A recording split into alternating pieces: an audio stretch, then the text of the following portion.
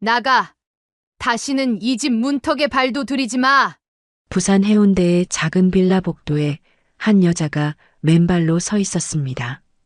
2024년 1월 15일 밤 11시 23분. 한겨울밤 차가운 콘크리트 바닥이 발바닥을 타고 올라와 온몸을 얼어붙게 만들었지요.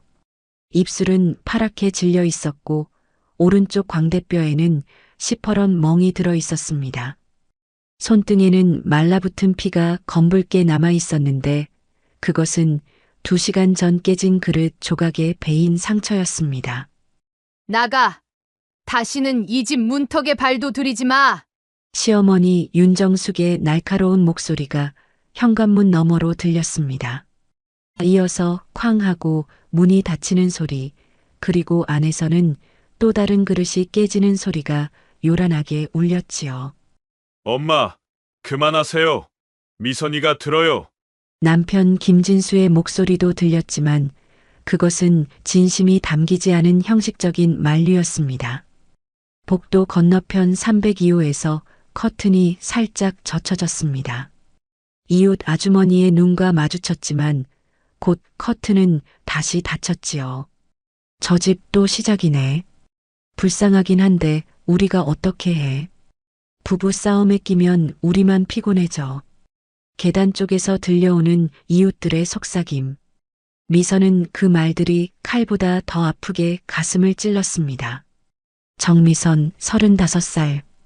그녀의 인생은 처음부터 순탄하지 않았습니다.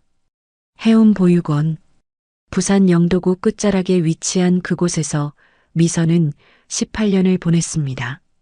누가 버렸는지 언제 왔는지조차 모릅니다. 원장님은 1989년 겨울 생후 6개월쯤 되어 보이는 아기가 새벽에 정문 앞에 있었다고만 했지요. 이름도 원장님이 지어주었습니다. 정직하고 미래가 선명한 아이가 되라는 뜻에서 정미선. 하지만 그 이름과 달리 미선의 미래는 전혀 선명하지 않았습니다. 어린 시절 미선은 말을 하지 못하는 아이였습니다.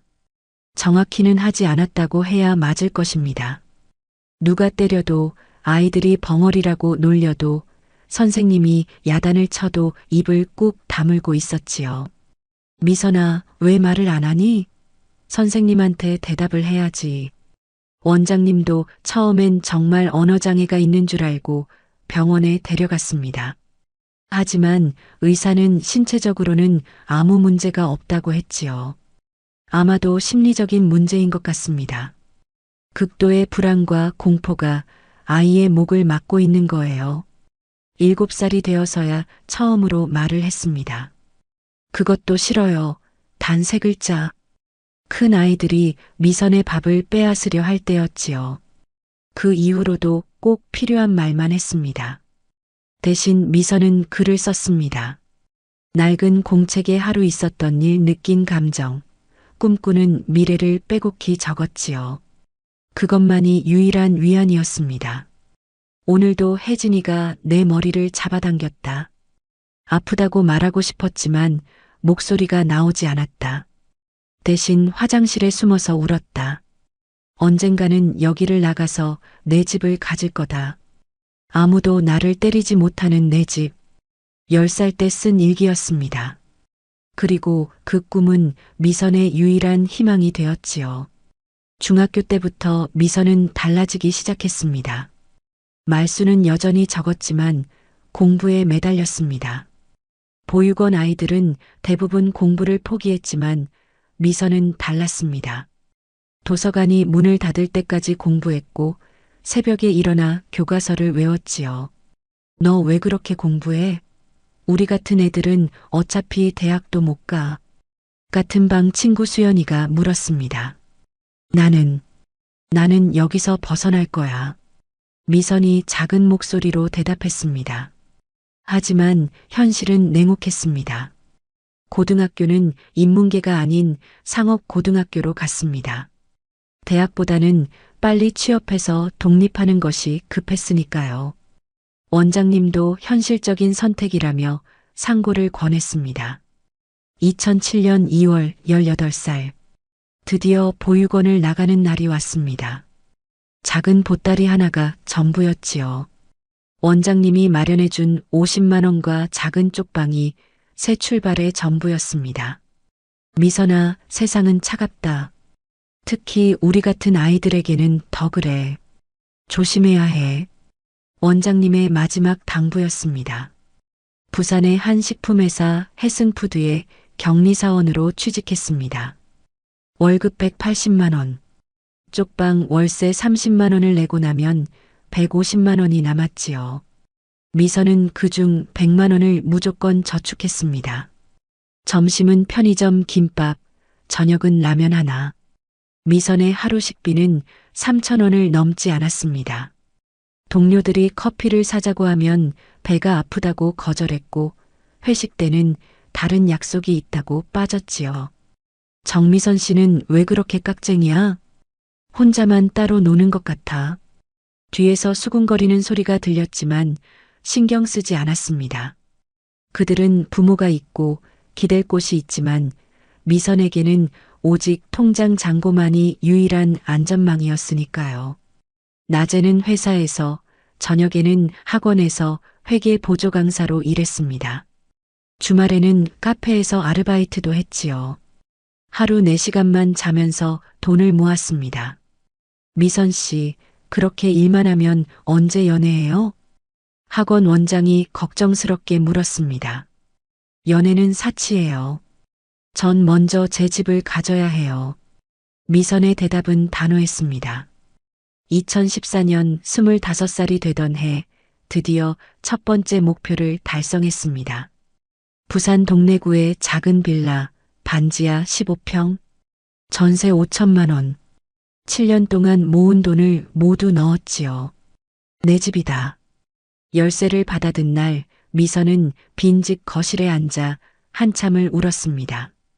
처음으로 내 공간이 생긴 것이었지요. 하지만 만족할 수 없었습니다.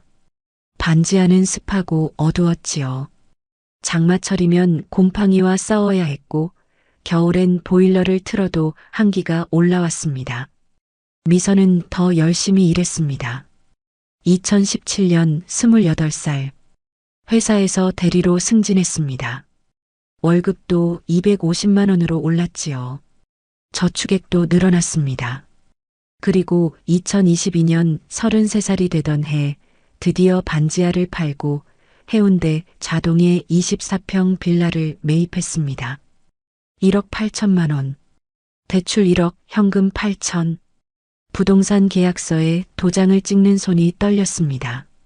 아가씨 혼자 이 나이에 집을 사다니 대단하네요.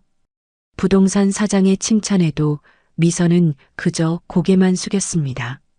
자랑스러우면서도 서글펐지요. 이 순간을 함께 기뻐해 줄 사람이 없다는 것이. 이사한 첫날 밤 미선은 거실 창문 앞에 서서 해운대 바다를 바라보았습니다. 멀리 광안대교의 불빛이 반짝였지요. 엄마, 아빠, 어디 계신가요? 저 이제 제 집이 있어요. 바람에 날려갈 것 같은 작은 목소리로 중얼거렸습니다. 그리고 2023년 봄 김진수를 만났습니다. 회사 워크숍이 있던 날이었습니다. 경주 호텔에서 1박 2일 일정이었지요. 저녁 회식 시간 미선은 늘 그랬듯 구석자리에 앉아 조용히 있었습니다. 정미선 대리, 오늘은 빠지면 안 돼요. 박 부장이 소주잔을 들이밀었습니다. 미선은 어쩔 수 없이 받아 마셨지요. 평소 술을 안 마시던 터라 한 잔에도 얼굴이 빨개졌습니다. 우리 미선 대리가 돈을 제일 많이 모았다면서 벌써 집도 샀다고? 보육원 출신이라 더 악착같이 모은 거겠지. 누군가의 말에 분위기가 싸해졌습니다. 미선은 고개를 숙였지요. 익숙한 차별이었지만 여전히 아팠습니다. 바로 그때였습니다. 그런 말씀은 좀 그렇지 않습니까? 맞은편에 앉아있던 남자가 일어섰습니다. 김진수, 35살, 영업부 대리였지요. 정미선 대리님이 노력해서 이룬 건데 출신 운운하는 건 차별입니다. 아니, 김 대리가 왜 그래? 농담인데, 농담으로도 하면 안 되는 말이 있습니다. 진수의 목소리는 단호했습니다. 회식이 어색하게 끝나고 미선은 호텔 정원으로 나왔습니다. 봄바람이 상쾌했지요. 괜찮으세요? 뒤에서 진수가 따라왔습니다. 네, 감사합니다. 저를 위해 그렇게 말씀해 주셔서 당연한 걸 한 것뿐이에요. 진수가 미소 지었습니다. 달빛 아래 그의 얼굴이 부드럽게 빛났지요. 사실 저희 어머니도 어려운 환경에서 저를 키우셨어요. 아버지가 일찍 돌아가셔서 그래서 조금은 이해할 것 같아요. 두 사람은 정원 벤치에 나란히 앉았습니다. 처음으로 미선은 누군가에게 자신의 이야기를 하고 싶어졌지요. 저는 해운 보육원에서 자랐어요. 부모님 얼굴도 몰라요. 미선이 작은 목소리로 말했습니다. 그래서 더 대단하신 거예요. 혼자 힘으로 여기까지 오셨잖아요. 진수의 목소리에는 진심이 담겨 있었습니다. 그날 밤 두 사람은 새벽 2시까지 이야기를 나눴습니다. 미선은 태어나서 처음으로 마음을 열었지요. 보육원 생활, 실어증, 독립 후의 고생, 집을 사기까지의 과정. 정말 존경스러워요. 저라면 못했을 거예요. 진수의 눈빛이 따뜻했습니다. 워크숍이 끝나고 부산으로 돌아온 후 진수는 적극적으로 다가왔습니다. 미선 씨, 주말에 시간 있으세요? 영화 보러 갈래요? 저는 주말에도 학원 일이. 그럼 학원 끝나고요. 늦은 저녁이라도 같이 먹어요. 진수의 끈질긴 구애에 미선은 조금씩 마음을 열었습니다. 2달 후 진수는 미선을 어머니에게 소개했습니다. 어머니, 제가 좋아하는 사람이에요. 부산 남구의 작은 아파트. 진수의 어머니 윤정숙은 65살의 자상해 보이는 여자였습니다. 어머, 정말 예쁘네. 우리 아들이 복이 있구나. 윤정숙은 미선의 손을 꼭 잡았습니다. 보육원에서 자랐다고 들었어. 많이 힘들었지? 네. 좀. 이제 걱정하지 마. 우리가 가족이 되어줄게. 그 말에 미선의 눈에서 눈물이 핑 돌았습니다. 태어나서 처음 들어보는 가족이라는 단어였으니까요. 진수와의 연애는 순조로웠습니다. 주말마다 데이트를 했고 평일 저녁에는 전화 통화를 했지요. 윤정숙도 자주 미선을 집으로 초대했습니다. 미선아, 이거 반찬 싸가. 혼자 사니까 제대로 못 먹지? 어머니, 감사해요. 너무 많아요. 무슨 소리야? 앞으로 우리 며느리가 될 사람인데. 결혼 이야기가 나온 것은 연애 6개월 만이었습니다. 미선아, 우리 결혼하자. 해운대 해변을 걷다가 진수가 갑자기 무릎을 꿇었습니다. 작은 반지 상자를 꺼내 들었지요. 평생 내 편이 되어줄게. 내가 혼자였던 시간만큼 이제는 내가 함께할게. 미선은 울면서 고개를 끄덕였습니다. 결혼 준비는 간소했습니다. 미선은 친척이 없었고 진수 쪽도 어머니와 먼 친척 몇 명뿐이었지요. 예단, 혼수 다 필요 없어. 그냥 두 사람이 행복하면 돼. 윤정숙은 모든 면에서 미선을 배려했습니다. 결혼식은 2023년 10월 해운대의 작은 웨딩홀에서 치렀습니다. 하객은 50명 정도. 미선은 생애 처음으로 웨딩드레스를 입었지요. 정말 예뻐요, 미선 씨. 진수가 베일을 들어 올리며 속삭였습니다. 신혼여행은 제주도로 3박 4일을 다녀왔습니다. 10월의 제주도는 아름다웠지요. 성산 일출봉에서 일출을 보며 진수가 말했습니다. 미선아, 앞으로는 매일이 이렇게 행복할 거야. 정말요? 당연하지. 내가 약속할게. 하지만 그 약속은 신혼여행이 끝나자마자 깨지기 시작했습니다. 부산으로 돌아온 첫날 저녁 미선의 집에 짐을 풀고 있는데 시어머니가 찾아왔습니다. 어머니, 무슨 일이세요? 아, 그냥 너희들 잘 지내나 보려고. 근데 윤정숙은 거실을 둘러보더니 말했습니다. 여기서 신혼살림 차릴 거야? 네, 제가 산 집이니까요. 아, 그래. 시어머니의 표정이 미묘하게 변했습니다. 일주일 후 진수가 갑자기 말했습니다. 미선아, 나 회사 그만두려고. 네? 갑자기 왜? 친구랑 IT 스타트업 하기로 했어.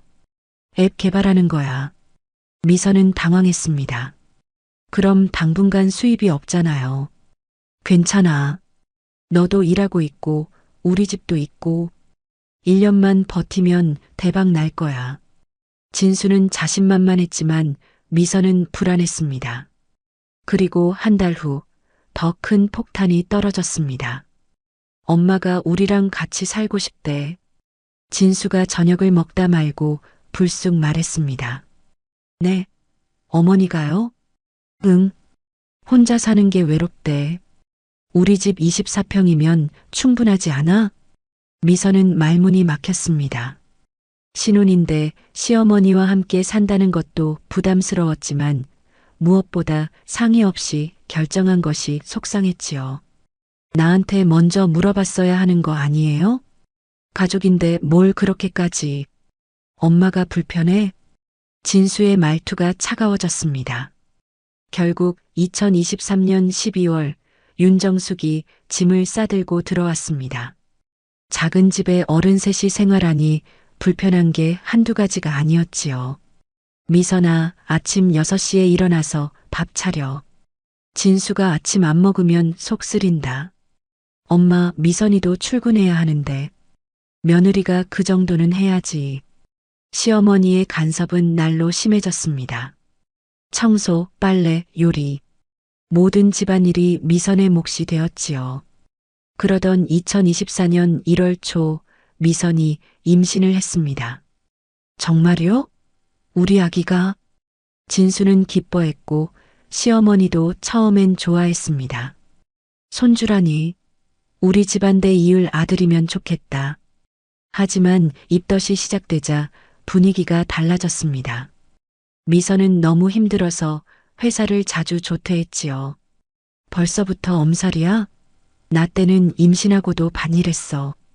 시어머니의 핀잔이 시작되었습니다. 미선아, 회사 그만둬. 어차피 애 낳으면 키워야 하잖아. 어느 날 저녁 진수가 느닷없이 말했습니다. 그럼 생활비는 어떻게 해요? 당신도 지금 수입이 없는데. 그러니까 이 집을 내 명의로 받고 그럼 대출을 더 받을 수 있어. 사업 자금도 되고. 미선은 귀를 의심했습니다. 이건 내가 15년 넘게 모아서 산 집이에요. 우리가 부부인데 내 것 내 것이 어디 있어? 그리고 법적으로도 결혼하면 재산은 공동 소유야. 진수의 말투가 점점 거칠어졌습니다. 그건 결혼 후에 형성된 재산이고 이 집은 또 그런 식으로 나오네. 보육원 출신이라 우리를 못 믿는 거야? 시어머니가 끼어들었습니다. 그날 밤 미선은 처음으로 맞았습니다. 말로 하면 안 듣는구나. 시어머니가 미선의 머리채를 잡고 벽에 밀쳤습니다. 순간 배에 통증이 왔지요. 아, 배가. 엄마, 그만하세요. 임신했잖아요. 진수가 말렸지만 이미 늦었습니다. 다음 날 새벽 미선은 피를 흘리며 병원에 실려갔습니다. 그리고 의사의 차가운 선고를 들었지요. 유산입니다. 외부 충격이 원인인 것 같은데. 경찰에 신고하시겠습니까? 미선은 고개를 저었습니다. 신고해봤자 가정 문제라며 묻힐 게 뻔했으니까요. 병원에서 돌아온 후 미선은 심한 우울증에 시달렸습니다. 매일 밤 꿈에서 아기를 봤지요. 엄마, 왜 날 지켜주지 못했어? 아기의 목소리가 귓가에 맴돌았습니다. 회사도 제대로 나가지 못했습니다. 그러자 팀장이 불러 세웠지요. 정대리, 요즘 왜 이래? 실수투성이잖아. 죄송합니다. 역시 보육원 출신은 정신력이 약해. 가정교육을 못 받아서 그런가? 모욕적인 말들이 쏟아졌지만 미선은 그저 고개만 숙였습니다. 결국 회사에서 권고사직을 받았습니다. 자발적으로 나가면 퇴직금이라도 제대로 받지. 인사팀장의 차가운 말이었습니다. 집에 돌아오니 시어머니가 기다리고 있었습니다. 해고당했다며? 쓸모없는 년. 그날부터 폭력은 일상이 되었습니다. 머리채를 잡아 끌고 다니기, 뺨 때리기, 발로 차기. 진수는 옆에서 보고만 있었지요. 엄마 말 좀 들어. 진명에 바꾸면 끝나. 오히려 미선을 설득했습니다.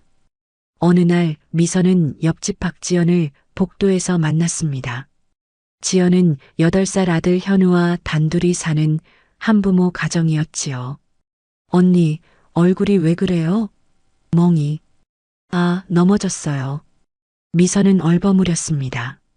지연은 미선의 거짓말을 알아차렸지만 더 묻지 않았습니다. 대신 조용히 명함을 건넸지요. 제가 상담센터에서 일해요. 혹시 필요하면 언제든 연락하세요. 며칠 후 저녁 미선이 복도에서 쓰레기를 버리러 나왔다가 현우를 만났습니다. 이모, 안녕하세요. 8살 현우는 영리한 눈빛을 가진 아이였습니다. 손에는 두꺼운 책을 들고 있었지요. 현우야, 무슨 책 읽니? 우주에 관한 책이요. 이모, 블랙홀이 뭔지 아세요? 현우의 해맑은 질문에 미선은 오랜만에 미소를 지었습니다. 글쎄, 이모는 잘 모르겠는데 블랙홀은요, 모든 걸 빨아들이는 거대한 구멍이에요. 빛도 못 빠져나가요. 현우가 신나서 설명하는 동안 미선은 문득 자신의 처지가 블랙홀 같다는 생각이 들었습니다. 모든 희망을 빨아들이는 검은 구멍. 근데 이모, 요즘 왜 자주 우는 소리가 들려요? 현우의 순진한 질문에 미선이 당황했습니다. 아, 그게 엄마가 그러는데 어른들도 가끔 도움이 필요하대요. 이모도 도움이 필요하면 우리 집에 오세요. 그때 집안에서 시어머니의 고함 소리가 들렸습니다.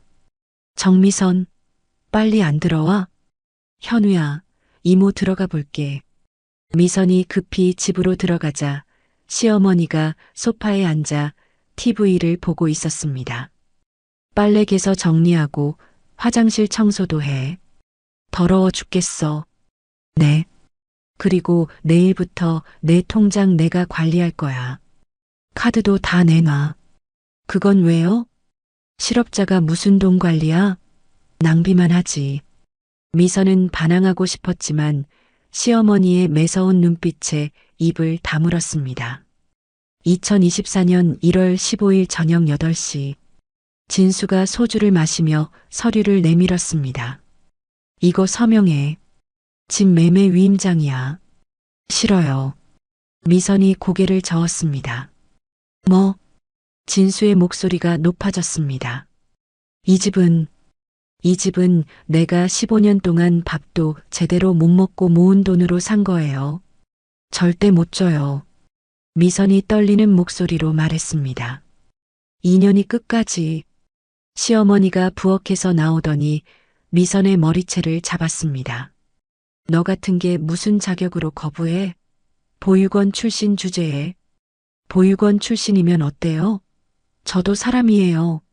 미선이 처음으로 소리를 질렀습니다. 35년 인생에서 처음으로 낸 큰 목소리였지요. 순간 진수가 식탁 위에 과도를 집어들었습니다. 조용히 해. 서명 안 하면 죽여버릴 거야. 칼날이 형광등 불빛에 번쩍였습니다. 미선의 온몸이 얼어붙었습니다. 진수의 눈에는 진짜 사리가 보였지요. 10초 줄게. 하나, 둘. 미선은 본능적으로 몸을 돌려 현관으로 뛰었습니다. 인연이 어디로? 뒤에서 진수가 쫓아왔습니다. 미선은 맨발로 현관문을 열고 복도로 뛰쳐나갔지요. 너 거기서. 시어머니의 날카로운 목소리가 등 뒤에서 들렸습니다. 미선은 먼저 옆집 302호 초인종을 눌렀습니다. 띵동, 띵동. 하지만 아무 대답이 없었습니다. 지연과 현우는 외출 중인 것 같았지요. 발걸음 소리가 가까워졌습니다. 미선은 계단으로 뛰었습니다. 맨발이 차가운 콘크리트 계단을 디딜 때마다 살이 찢어지는 것 같았지요. 잡아, 도둑이야. 시어머니가 복도에서 소리쳤습니다. 하지만 아무도 나오지 않았습니다. 미선은 1층까지 단숨에 내려갔습니다. 빌라를 빠져나와 큰 길로 뛰었지요. 어디로 가야 할까? 경찰서? 아니다. 가정 문제라며 돌려보낼 게 뻔했습니다. 그때 저 멀리 불빛이 보였습니다. 대학병원 응급실 간판이었지요. 미선은 마지막 힘을 짜내 병원으로 뛰었습니다. 숨이 턱까지 차올랐고 발바닥에서는 피가 났지만 멈출 수 없었습니다. 병원 응급실 자동문이 열렸습니다. 따뜻한 공기가 얼어붙은 몸을 감쌌지요. 저, 도와주세요. 미선이 간호사에게 다가가려는 순간 다리에 힘이 풀려 그 자리에 주저앉았습니다. 환자분, 괜찮으세요? 간호사가 달려왔습니다. 맨발이네요. 의사 선생님. 응급실이 갑자기 분주해졌습니다. 미선은 휠체어에 실려 처치실로 들어갔지요. 그때였습니다. 미선 언니. 익숙한 목소리가 들렸습니다. 돌아보니 지연과 현우가 응급실 대기석에 앉아 있었습니다. 언니, 어떻게 된 거예요? 지연이 달려와 미선의 손을 잡았습니다. 현우도 걱정스러운 표정으로 다가왔지요. 현우가 갑자기 열이 나서 응급실에 왔는데 언니 발에서 피가 나요. 집에서 도망쳐 나왔어요. 미선이 떨리는 목소리로 말했습니다. 또 그 사람들이 그랬죠? 지연의 목소리에 분노가 섞였습니다. 의사가 다가와 발바닥 상처를 확인했습니다. 유리 조각이 몇 개 박혀 있네요. 소독하고 봉합해야 합니다. 의사가 미선의 팔과 얼굴에 멍을 보고 표정이 굳어졌습니다. 가정폭력이신가요? 경찰에 신고하시겠습니까?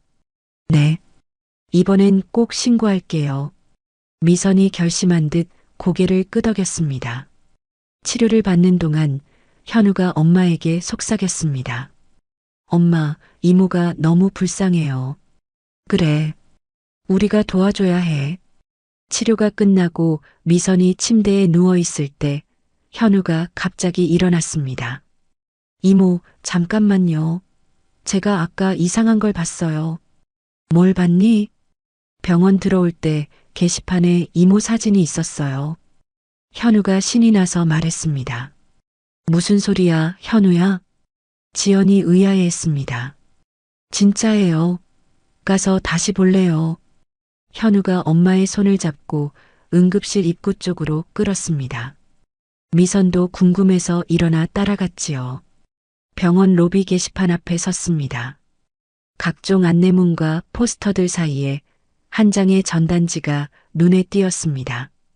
저거요. 이모 얼굴이랑 똑같아요.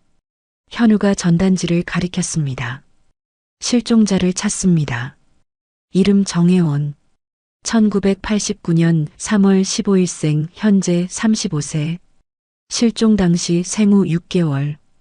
AI 기술로 복원한 현재 추적 모습. 전단지에는 2장의 사진이 있었습니다. 왼쪽은 분홍색 베넷 저고리를 입은 아기 사진, 오른쪽은 AI로 복원한 35세 여성의 모습. 미선은 자신의 얼굴을 보는 것 같아 숨이 멎었습니다. 눈매, 코 모양, 입술. 무엇보다 오른쪽 볼의 작은 점까지 정확히 같은 위치에 있었지요. 이게 정말 나 같은데. 미선이 떨리는 손으로 전단지를 만졌습니다. 언니, 여기 보세요. 대한그룹 회장 정혜준이래요. 그 유명한 재벌 회장이. 지연이 놀라서 말했습니다. 하단에는 제보자에게 사례금 1억 원 연락처 대한그룹 법무팀이라고 적혀 있었습니다. 이모가 진짜 공주님이었어요. 현우가 흥분해서 뛰었습니다. 바로 그때였습니다. 거기서 뭐해? 뒤에서 시어머니의 날카로운 목소리가 들렸습니다. 진수와 함께 응급실을 찾아온 것이었지요. 집에 가자. 이제 그만 망신 좀 그치고. 진수가 미선의 팔을 잡으려 했습니다.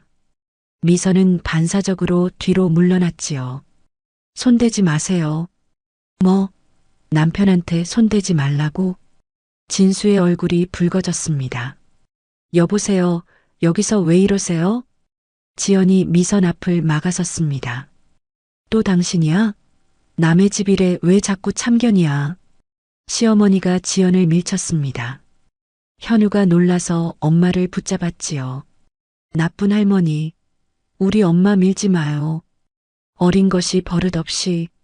시어머니가 현우에게 손을 들려는 순간 누군가 그 손을 잡았습니다. 무슨 일입니까? 병원 보안 요원이었습니다. 소란을 듣고 온 것이지요. 우리 집안일이에요. 저 여자는 내 며느리고 병원에서 소란 피우시면 안 됩니다. 저 여자가 정신이 이상해서 도망쳐 나왔어요. 데려가야 해요. 진수가 거짓말을 했습니다. 거짓말이에요. 미선이 용기를 내어 말했습니다. 이 사람들이 저를 때리고 칼로 위협해서 도망친 거예요. 증거 있어요? 시어머니가 비웃었습니다. 있어요. 지연이 핸드폰을 꺼냈습니다. 우리 집 현관 CCTV에 다 찍혔어요. 이분이 언니 머리채 잡고 끌고 가는 것도, 때리는 것도. 그게 뭐가 어때서? 며느리 좀 혼냈다고 범죄야? 시어머니가 뻔뻔하게 말했습니다. 바로 그때 정장 차림의 남자 3명이 병원 로비로 들어왔습니다. 혹시 정미선 씨 맞으십니까? 선두의 남자가 미선에게 물었습니다. 네, 맞는데요. 대한그룹 법무팀입니다. 병원 직원분이 연락 주셨어요. 저희가 찾는 분과 닮으신 분이 계시다고. 남자가 명함을 건넸습니다. 대한그룹 법무팀장 김준호라고 적혀 있었지요. 잠깐, 이게 무슨 일이야? 진수가 당황했습니다. 김준호 팀장이 미선을 자세히 보더니 놀란 표정을 지었습니다. 정말 사진과 똑같으시네요. 혹시 1989년생 맞으신가요? 네, 맞아요. 보육원 출신이시고요? 네. 해운 보육원에서 자랐어요. 김준호 팀장의 눈이 반짝였습니다. 그럼 가능성이 매우 높습니다. 회장님께서 찾고 계신 분이. 무슨 소리야? 이 여자는 고아야. 부모도 없는. 시어머니가 소리쳤습니다. 그게 바로 맞는 조건입니다. 김준호 팀장이 차분하게 말했습니다. 회장님 따님도 35년 전 보육원에 버려졌거든요. 새어머니가 몰래 버린 것으로 확인됐습니다. 진수와 시어머니의 얼굴이 하얗게 질렸습니다. 그리고 지금 이분들이 정미선 씨를 위협하고 있다면 우리가 보호해 드려야겠네요. 김준호 팀장이 핸드폰을 꺼냈습니다. 경찰에 연락하겠습니다. 아니, 왜 경찰을 불러? 우리가 뭘 잘못했다고. 진수가 항의했지만 김준호 팀장은 무시했습니다. 네, 부산 해운대 경찰서죠? 대한그룹 법무팀입니다. 부산 대병원 응급실로 출동 요청드립니다. 가정폭력 및 협박 사건입니다. 정미선 씨, 안전한 곳으로 모시겠습니다. 동의하시면 DNA 검사도 진행하고 싶은데요. DNA 검사요? 네.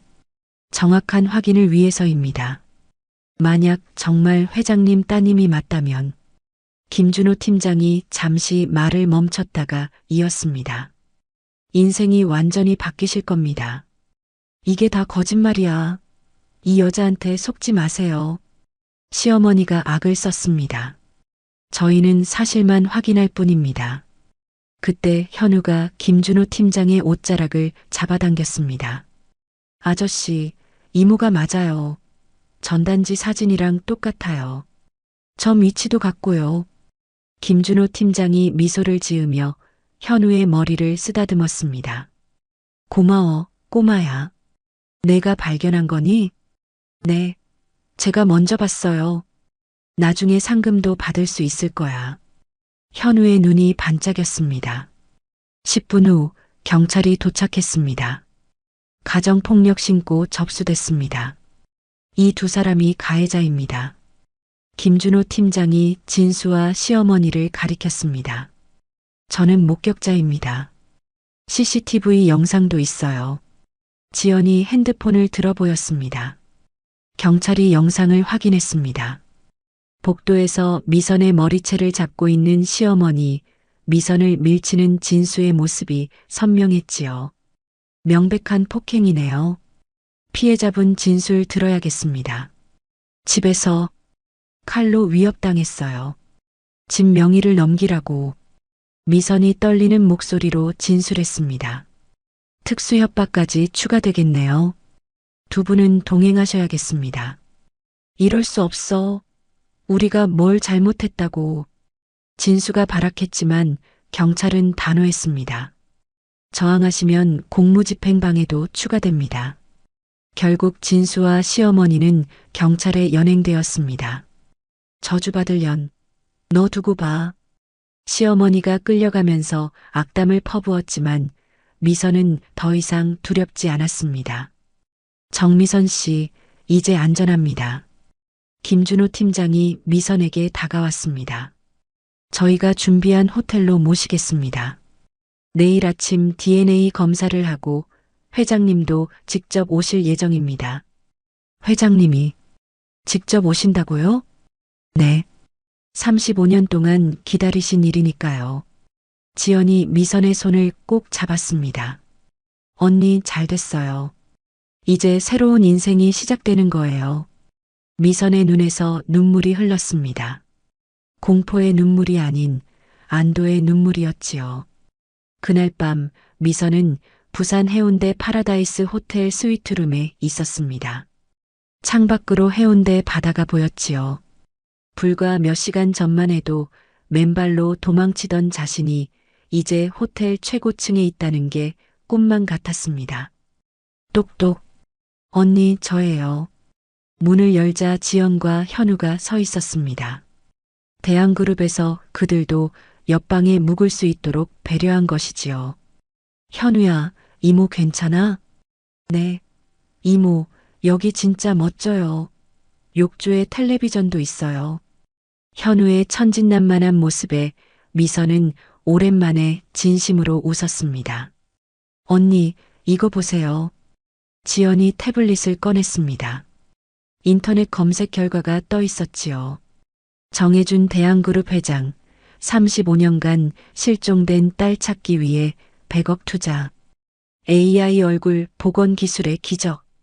전국 10만 장 전단지 배포. 보육원에 버려진 재벌가 딸의 비극. 기사들을 읽어보니 정해준 회장의 사연이 자세히 나와 있었습니다. 1989년 첫 부인이 출산 후 합병증으로 사망. 6개월 된 딸 혜원이를 새어머니가 몰래 보육원에 유기. 회장이 해외 출장에서 돌아와 사실을 알고 찾았지만 이미 입양 보낸 것으로 조작됨. 10년 후 진실을 알고 전국을 수소문했지만 찾지 못함. 언니가 진짜 이 사람일 것 같아요. 지연이 조심스럽게 말했습니다. 나이도 정확히 맞고 보육원 출신이고 무엇보다 얼굴이. 미선은 아기 사진을 유심히 보았습니다. 흰색 베넷 저고리를 입은 아기. 왠지 낯설지 않았지요. 어렸을 때 원장님이 가끔 낡은 사진첩을 보여주셨는데 미선이 기억을 더듬었습니다.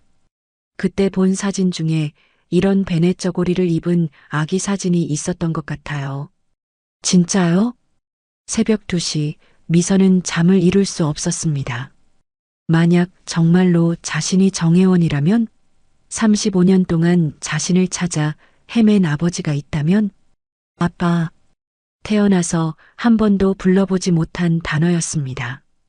다음 날 아침 9시 병원 VIP 검사실. 미선은 의료진에게 구강 상피세포를 채취당했습니다. 간단한 과정이었지만 손이 떨렸지요. 결과는 빠르면 오늘 오후에 나옵니다. 의사가 친절하게 설명했습니다. 검사를 마치고 대기실로 나오자 한 노신사가 서 있었습니다.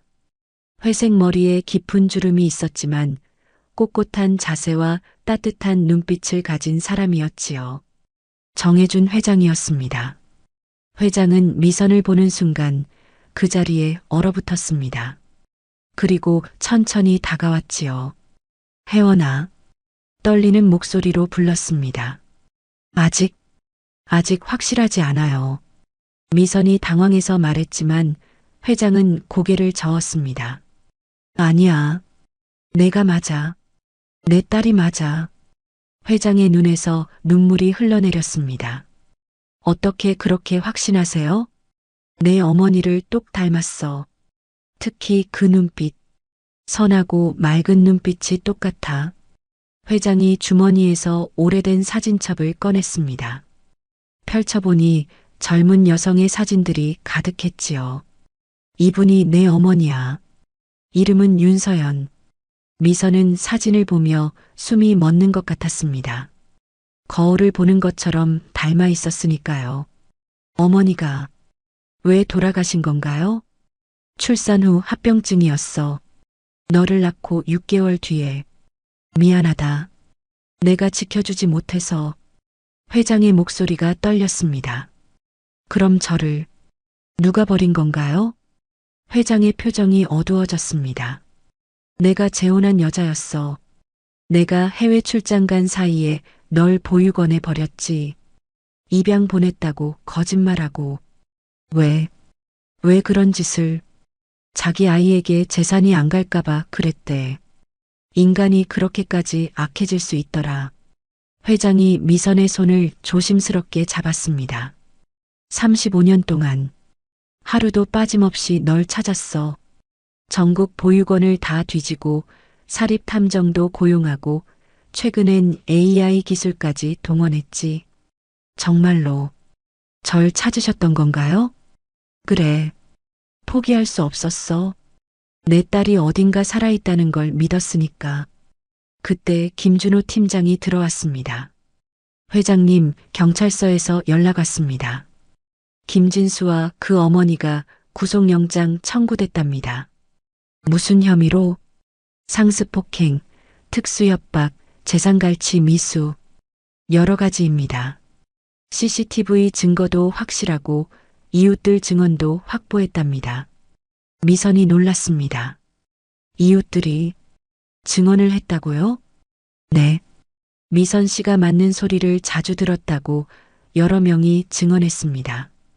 그동안 무서워서 나서지 못했다고. 미선의 눈에 복잡한 감정이 스쳤습니다. 그때는 모른 척 했으면서 오후 3시 드디어 DNA 검사 결과가 나왔습니다. 의사가 봉투를 들고 대기실로 들어왔습니다. 미선과 회장, 그리고 지연, 현우가 긴장한 표정으로 기다리고 있었지요. 검사 결과를 말씀드리겠습니다. 의사가 서류를 펼쳤습니다. 친자 확률 99.99%입니다. 축하드립니다. 순간 대기실이 조용해졌습니다. 회장이 무릎을 꿇고 주저앉았습니다. 혜원아, 우리 딸 드디어 찾았구나. 미선도, 아니 이제 혜원도 무릎을 꿇고 앉아 회장을 안았습니다. 아버지. 35년 만에 처음으로 부르는 아버지였습니다. 두 사람은 한참을 부둥켜 안고 울었습니다. 35년의 그리움과 한이 눈물로 쏟아져 나왔지요. 미안하다. 정말 미안하다. 아빠가 너무 늦었구나. 아니에요, 아버지. 이제라도 만나서 감사해요.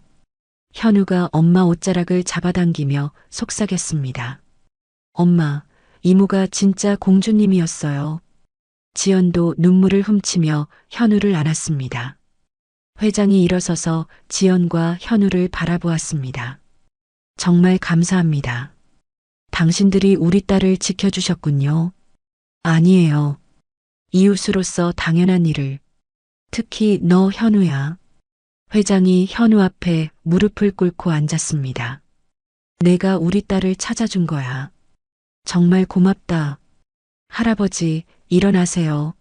제가 한 건 별로 없어요. 현우가 당황해서 회장을 일으켜 세우려 했습니다. 김준호 팀장이 태블릿을 들고 다가왔습니다. 회장님, 언론에서 벌써 난리입니다. 화면에는 속보가 떠 있었습니다. 대한그룹 정혜준 회장, 35년 만에 실종 딸 찾아. 보육원 출신 가정폭력 피해자, 알고 보니 재벌가 딸. DNA 검사 99.99% 일치. 기적 같은 재회. 이제 세상이 다 알게 될 겁니다. 회장이 회원을 바라보며 말했습니다. 힘들 수도 있어. 갑작스러운 변화가. 괜찮아요. 아버지가 계시잖아요. 회원이 미소 지었습니다. 그때 김준호 팀장의 전화가 울렸습니다. 네, 김준호입니다. 네, 정말입니까? 전화를 끊고 심각한 표정으로 말했습니다. 회장님, 김진수가 혜원 씨의 재산을 노리고 계획적으로 접근했다는 정황이 드러났습니다. 뭐라고? 김진수의 컴퓨터에서 보육원 출신 여성 재산 현황 검색 기록이 대량 발견됐고 혜원 씨가 집을 산 직후부터 접근한 흔적이 있습니다. 혜원의 얼굴이 창백해졌습니다. 그럼 처음부터 다 거짓이었단 거예요? 사랑도 결혼도? 그런 것 같습니다. 어머니와 공모한 것으로 보입니다. 혜원은 충격을 받았지만 이상하게도 크게 상처받지는 않았습니다. 이미 마음이 떠난 지 오래였으니까요. 오히려 다행이에요. 혜원이 담담하게 말했습니다. 그 사람들 덕분에 도망쳤고 아버지를 만났으니까요. 회장이 딸의 어깨를 감쌌습니다. 이제 그런 놈들은 잊어버려. 새로운 삶이 기다리고 있어. 다음 날 대한그룹 본사 대회의실. 수백 명의 기자들이 모였습니다. 정혜준 회장과 회원이 나란히 단상에 올랐지요. 먼저 하늘에 계신 아내에게 보고합니다. 우리 딸을 찾았다고. 회장의 첫마디에 플래시가 터졌습니다. 35년 전 저는 딸을 잃었습니다. 아니, 정확히는 빼앗겼습니다. 회장의 목소리가 대회의실에 울려 퍼졌습니다. 제 재혼한 아내가 6개월 된 제 딸을 보육원에 버렸고 저에게는 입양 보냈다고 거짓말했습니다. 제가 진실을 안 것은 10년 후였습니다.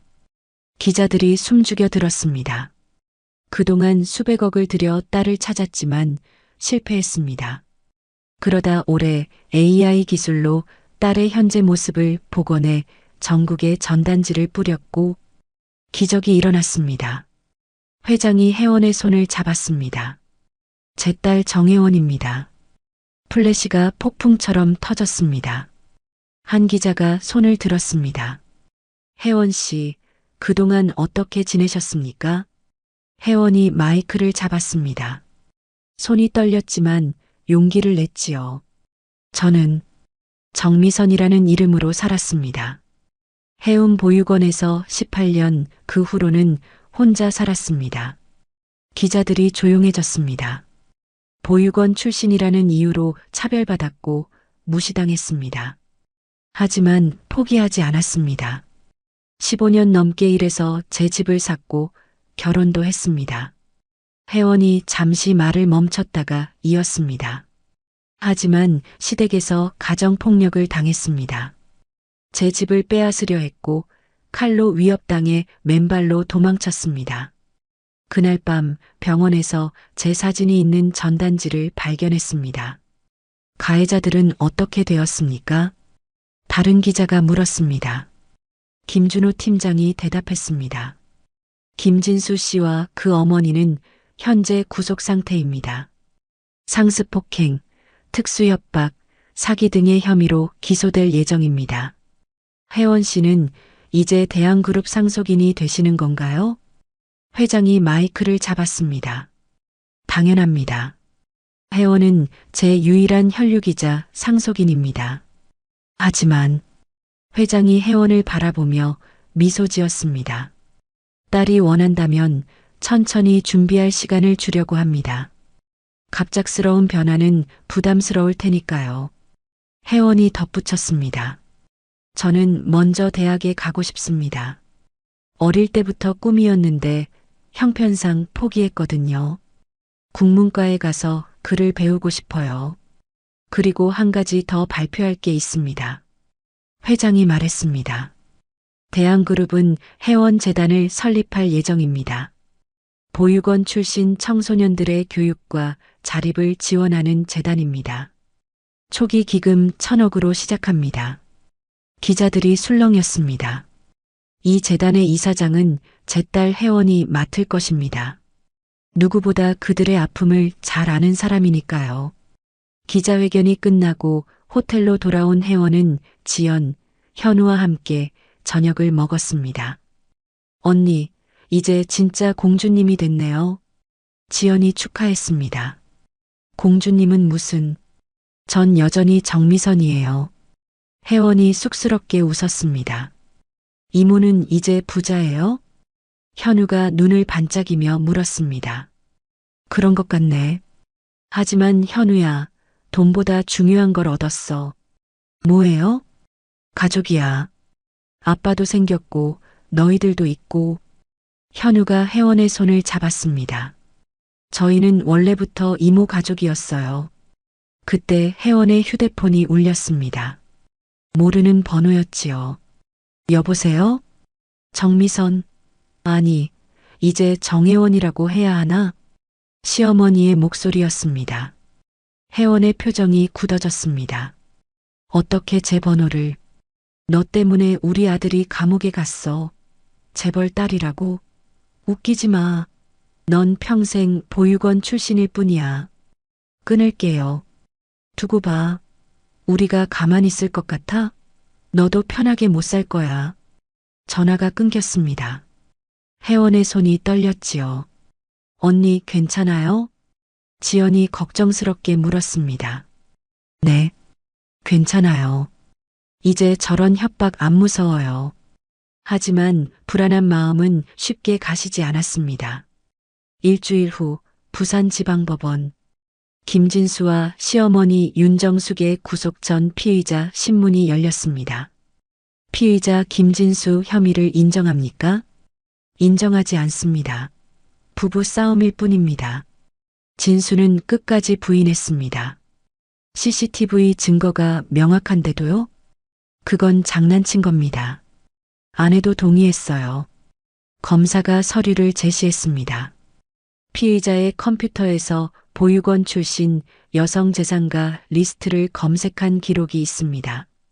정미선 씨를 타깃으로 접근한 것 아닙니까? 그건 우연입니다. 우연이 아니라 계획적 범죄입니다. 결혼 전부터 피해자의 재산을 노렸고 어머니와 공모해 폭력으로 재산을 갈취하려 했습니다. 방청석에서 지켜보던 혜원은 가슴이 아팠습니다. 사랑이라고 믿었던 모든 것이 거짓이었다니. 판사가 결정을 내렸습니다. 증거인멸 및 도주 우려가 있으므로 구속영장을 발부합니다. 판사님, 억울합니다. 시어머니가 소리쳤습니다. 저 여자가 재벌 딸이라서 우리만 나쁜 사람 되는 거잖아요. 하지만 법정 경위들이 그들을 끌고 나갔습니다. 법원을 나오는 혜원에게 정혜준 회장이 다가왔습니다. 괜찮니? 네, 아버지. 이제 정말 끝난 것 같아요. 아직 재판이 남았지만 최소 10년은 나오지 못할 거야. 두 사람이 차를 향해 걸어가는데 취재진들이 몰려들었습니다. 혜원 씨, 가해자들에게 하고 싶은 말이 있으신가요? 재판 결과를 어떻게 예상하십니까? 혜원이 잠시 멈춰섰습니다.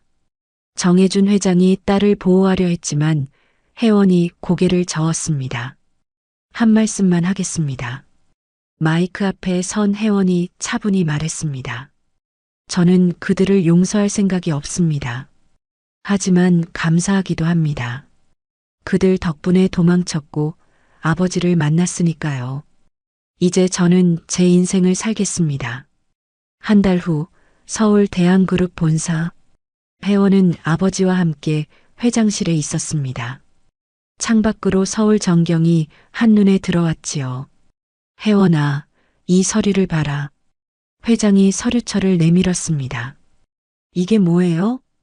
우리 그룹의 현황이야. 천천히 배워가면 돼. 아버지, 전 아직 준비가. 알아.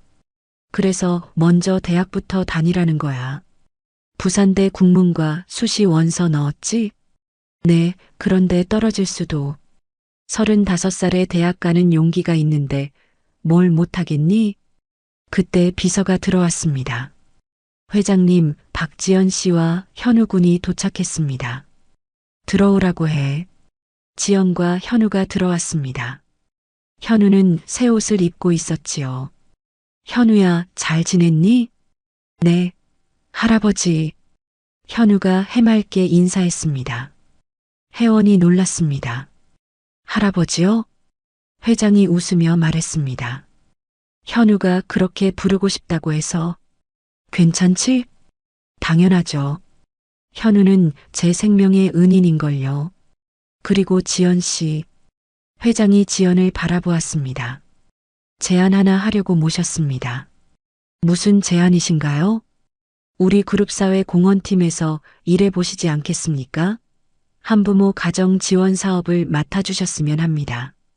지연이 깜짝 놀랐습니다. 저요? 당신만큼 적임자가 없습니다. 한부모로서의 경험도 있고 상담 경력도 있으시니까요. 혜원이 지연의 손을 잡았습니다. 지연 씨, 같이 일해요. 저도 혜원 재단이라면서 자주 만날 수 있잖아요. 하지만 제가 그런 큰 회사에서. 엄마 하세요. 그럼 우리가 서울로 이사 가는 거예요? 현우가 신나서 물었습니다. 이사 비용은 회사에서 지원하겠습니다. 아파트도 제공하고요. 회장의 파격적인 제안에 지연은 눈물이 났습니다.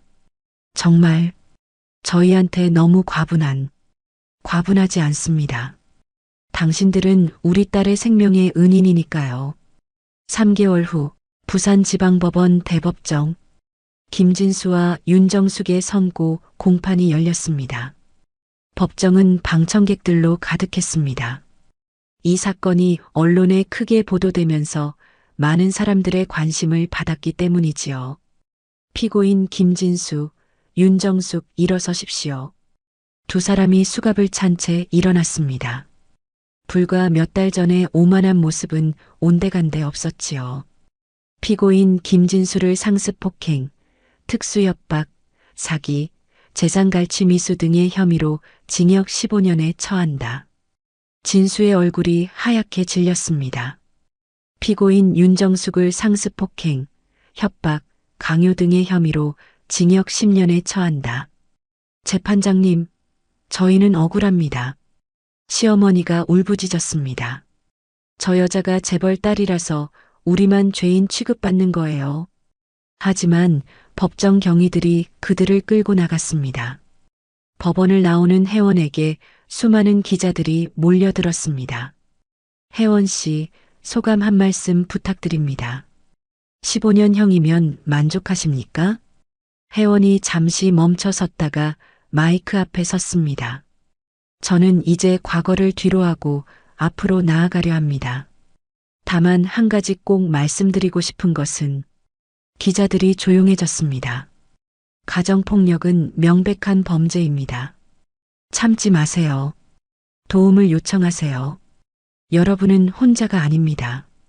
그해 여름 해운보육원 대강당 혜원재단의 첫 번째 장학금 수여식이 열렸습니다. 여러분 안녕하세요.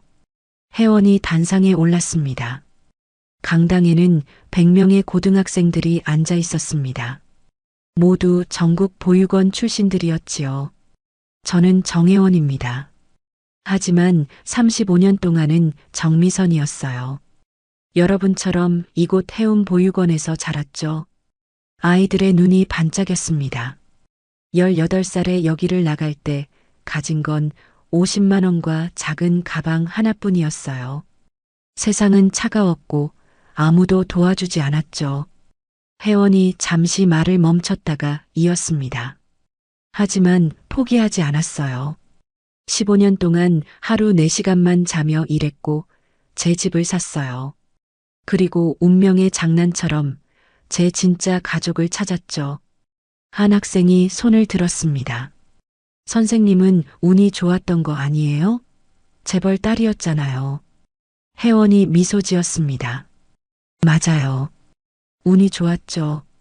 하지만 그 운이 오기까지 35년이 걸렸어요. 그동안 저는 스스로 살아남아야 했어요. 혜원이 학생들을 둘러보며 말했습니다. 여러분도 할 수 있어요.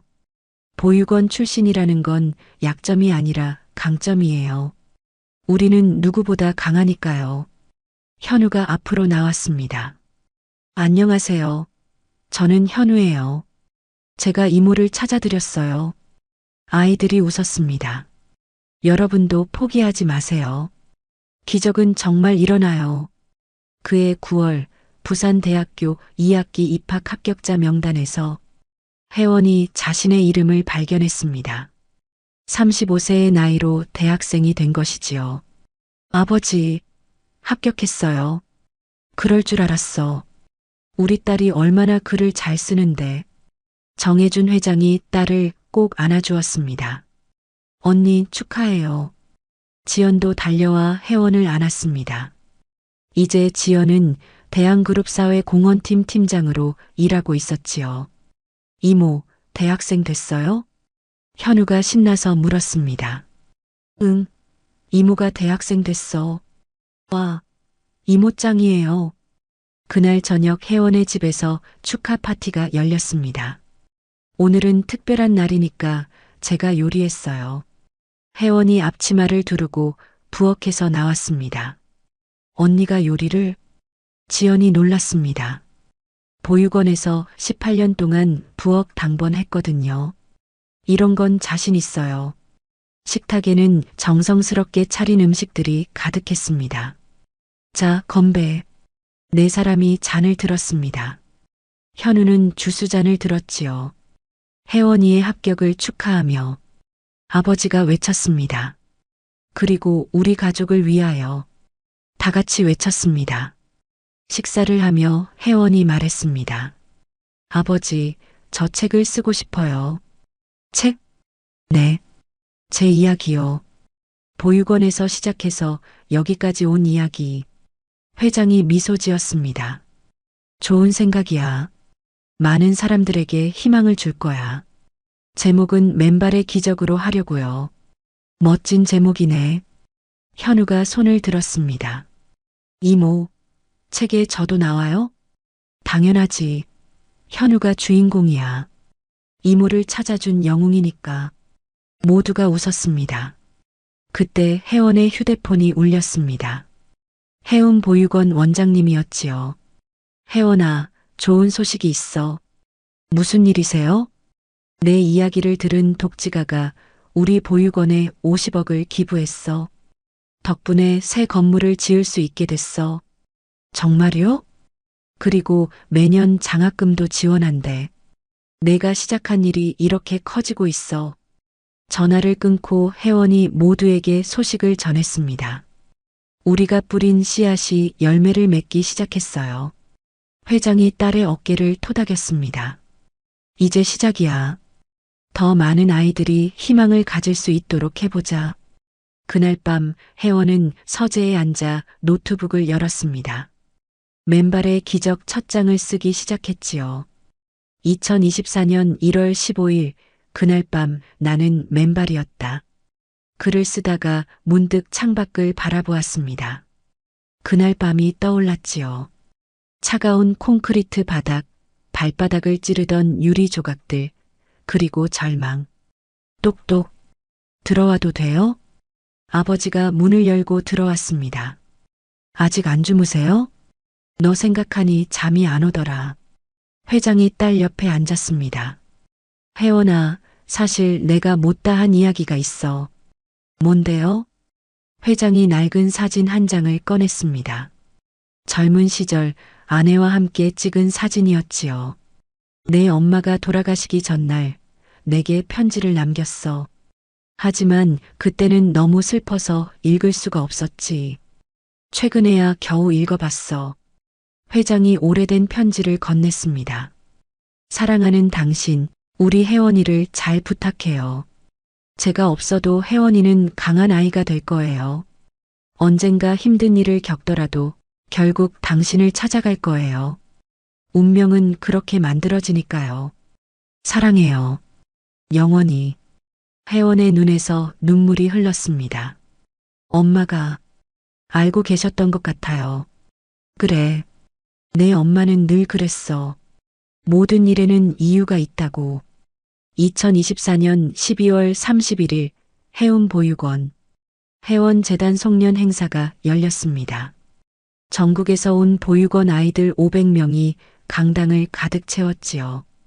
여러분, 올 한 해 정말 기적 같은 일들이 많았어요. 혜원이 무대에 섰습니다. 저는 맨발로 도망친 여자였어요. 하지만 지금은 여기 서 있죠. 여러분도 할 수 있어요. 그때 한 아이가 일어났습니다. 언니, 저도 언니처럼 되고 싶어요. 그럼 될 수 있어. 포기하지 않으면. 현우가 무대로 올라왔습니다. 여러분, 제가 만든 앱으로 올해 10명이 가족을 찾았어요. 내년엔 더 많은 사람들이 찾을 거예요. 환호성이 터져 나왔습니다. 행사가 끝나고 혜원은 보육원 옥상에 올라갔습니다. 부산의 야경이 한눈에 들어왔지요. 엄마, 저 잘하고 있죠? 바람이 불어왔습니다. 마치 엄마가 대답하는 것 같았지요. 핸드폰이 울렸습니다. 아버지였습니다. 혜원아, 책 원고 다 읽었어. 어떠셨어요? 울면서 읽었다. 정말 자랑스럽다. 아버지. 그리고 출판사에서 연락 왔어. 베스트셀러 될 거래. 혜원이 미소 지었습니다. 아버지, 인쇄는 모두 재단에 기부할게요. 그럴 줄 알았어. 역시 내 딸이야. 전화를 끊고 혜원은 하늘을 올려다보았습니다. 별들이 반짝이고 있었지요. 이 모든 게 꿈만 같아요. 하지만 꿈이 아니에요. 제가 걸어온 길이고 앞으로 걸어갈 길이에요. 그때 작은 별똥별이 하늘을 가로질러 지나갔습니다. 혜원은 두 손을 모으고 소원을 빌었습니다. 지금 이 순간에도 어딘가에서 맨발로 뛰고 있을 누군가가 있다면, 지금 이 순간에도 보육원에서 부모를 기다리는 아이가 있다면, 지금 이 순간에도 폭력 앞에서 떨고 있는 누군가가 있다면, 제발 포기하지 마세요. 조금만 더 버티세요. 제가 그랬듯이 맨발의 끝에서 기적이 시작될 수 있으니까요. 가장 차가운 콘크리트 바닥을 디딘 그 발이 언젠가는 가장 따뜻한 집으로 돌아갈 수 있으니까요. 35년을 기다린 아버지가 있었듯이 여러분을 기다리는 누군가가 반드시 있을 거예요. 그리고 혹시 정말로 아무도 없다고 느껴진다면 기억하세요.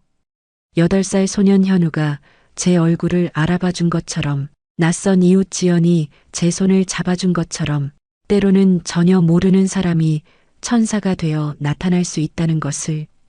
제 이름은 정혜원입니다. 하지만 저는 여전히 정미선이기도 합니다. 보육원 출신이자 가정폭력 생존자이자 이제는 누군가의 희망이 되고 싶은 사람입니다. 맨발로 시작된 제 이야기가 누군가에게는 신발이 되어주길 바랍니다. 차가운 길을 걸어야 하는 당신의 발을 보호해줄 따뜻한 신발이요. 그래서 저는 오늘도 펜을 듭니다. 그래서 저는 오늘도 보육원을 찾습니다. 그래서 저는 오늘도 제 이야기를 들려드립니다. 당신은 혼자가 아니라고. 기적은 반드시 온다고. 맨발의 끝은 절망이 아니라 새로운 시작이라고. 여러분, 오늘 이야기 어떠셨나요? 이야기가 마음에 닿았다면 구독과 좋아요 부탁드릴게요. 여러분의 따뜻한 댓글 하나가 모두에게 큰 힘이 됩니다. 감사합니다.